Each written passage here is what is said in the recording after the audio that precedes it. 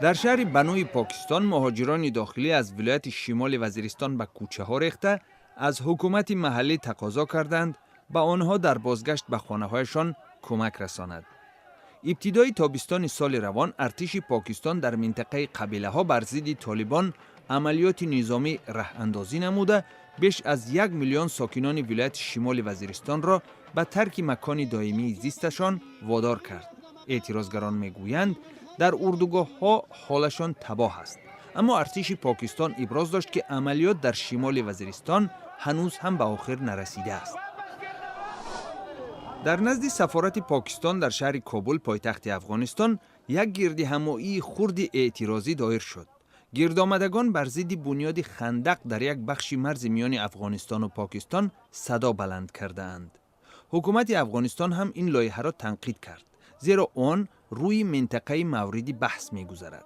پاکستان تاکید می‌کند که خندق 2 متر چقوری و 3 متر پهنا داشته به خاطر جلوگیری از رفت آمد جنگجویان و قاچاقچیان انسان ساخته می‌شود.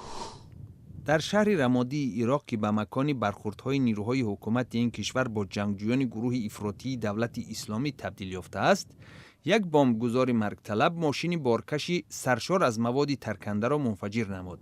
در نتیجه 6 کس کشته و کمش 14 نفر دیگر مجروح شدند. حمله 17 سپتامبر پل مهم در بالای رود فرات را که دو قسمت این شهر را به هم می‌پیوست تخریب کرده است.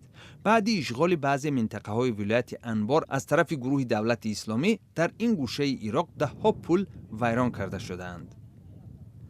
در قرقیزستان یک سبقت جدید رقص ملی برپا شد. در این چاره‌بینی 10 گروه رقص و من جمله رقاصان از ولایت همسایه شینجان چین اشتراک دارند.